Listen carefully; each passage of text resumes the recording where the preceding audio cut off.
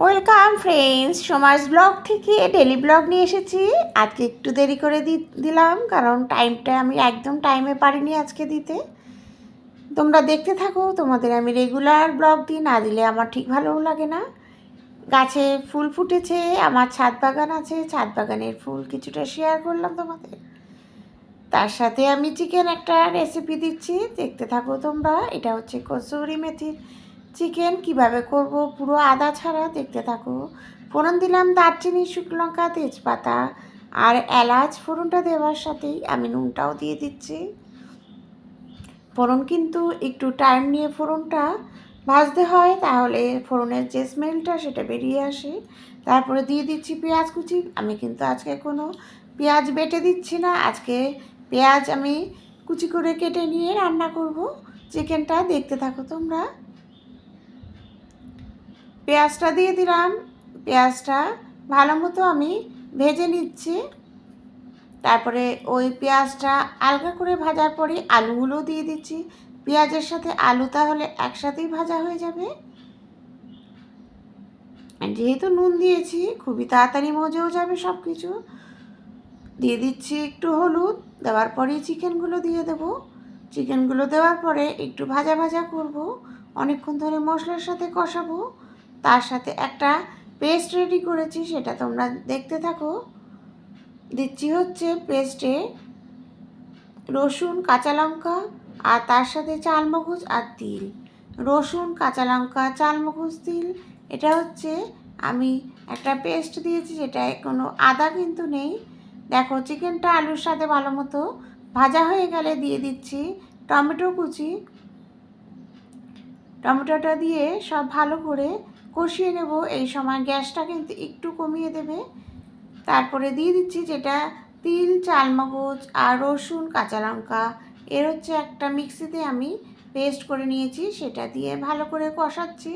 মাংস যত কষাবে ততই কিন্তু পুরো সেদ্ধ হয়ে যাবে, খেতেও ভালো লাগে। দিয়ে দিচ্ছি একটু চিনি আর গোলমরিচ। চিনি আর গোলমরিচটা দেওয়ার পরে কিন্তু আমি একটু আরও ভালো করে কষাবো। দেখো,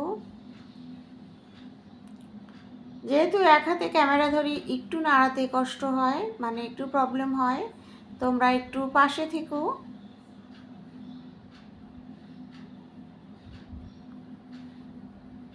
দিয়ে দিলাম একটু জল, কারণ পুরোটাই হচ্ছে সেদ্ধ হয়ে গেছে, কিন্তু তাও ভালো করে মজানোর জন্য, সেই জন্য কিন্তু একটু জল দিতেই হবে। বলেছি কসুরি মেথি দিয়ে আমি চিকেনটা করব। দেখো, খালি চাটুতে একটু কসুরি মেথি ভেজে নেবে, তাহলে গুঁড়ো করে দিতে সুবিধা হয়। দেখো হাতে আমি গুঁড়ো করে নিচ্ছি কিভাবে। ভাজার ফলে এটা কিন্তু একদম গুঁড়ো হয়ে যাচ্ছে খুব স্মুথলি, কোনো অসুবিধাই হয় না। দেখো, তারপরে চিকেনের সাথে মিক্সড করে দিচ্ছি। নামানোর আগে গরম গরম মশলা আর ঘি দিয়ে নামিয়ে নেব। ব্যাস, এটা হচ্ছে আমার মেয়ে সকালবেলায় মর্নিংয়ে খেয়েছে চিকেন দিয়ে ভাত। ও ভীষণ ভালো খায় আমার মেয়ে চিকেন। চিকেন থাকলে ওকে বারবার দিতে লাগে, তাহলে ও ভীষণ খুশি হয়। যেহেতু আজকে আর কোনো পরীক্ষা নেই, সেই জন্য ওকে দিয়েছি, সকালেও দিয়েছি। আর দুপুরের জন্য তোমাদের সাথে আর শেয়ার করলাম না। দুপুরের জন্য রান্না করেছিলাম হচ্ছে ডিম কষা। রান্নাটা দেখালাম না, কিন্তু থালিটা তোমাদের ঠিক দেখাবো। ডিম কষা, এদিকে তিতার ডাল আর হচ্ছে স্যালাড দিয়ে বরকে খেতে দিয়েছিলাম। এটা হচ্ছে মেয়ের থালি, শসা দিয়ে পরিবেশন করলাম। আরেকটা রান্নার রেসিপি শেয়ার করছি, সেটা হচ্ছে বেগুনের ঝোল বড়ি দিয়ে করেছি। যেহেতু শাশুড়ি মায়ের জন্য অল্প করে করেছি, একদমই অল্প করে করেছি।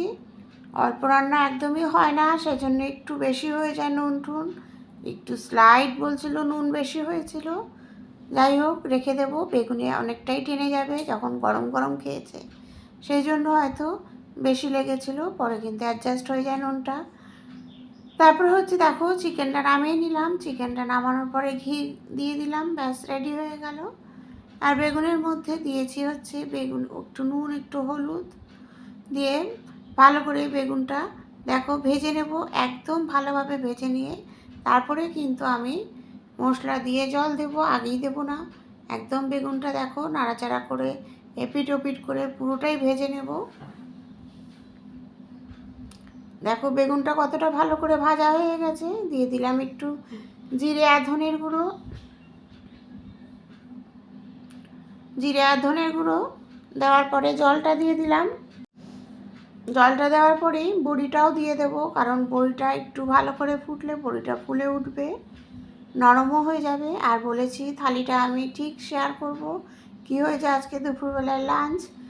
এটা হচ্ছে তিতার ডাল লাউ দিয়ে করেছি, লাউ আর উচ্ছে দিয়ে, মটরের ডাল দিয়ে, তার সাথে ডিম কষা করেছি, আর হচ্ছে স্যালাড। এই দিয়ে হচ্ছে দুপুরের খাওয়া দাওয়া। তোমরা কিন্তু অবশ্যই কমেন্ট করো, ভালো লাগলে বেল আইকনটা একটু প্রেস করে দিও। আর বলেছি সকালবেলায় মেয়ে খেয়েছে, দেখো সেটাও শেয়ার করছি। মেয়ের খাওয়াটাও আমি কিন্তু শেয়ার করছি। ও হচ্ছে দুপুরবেলায় খেয়েছি ডিম কষা আর তিতার ডাল, তার সাথে স্যালাড।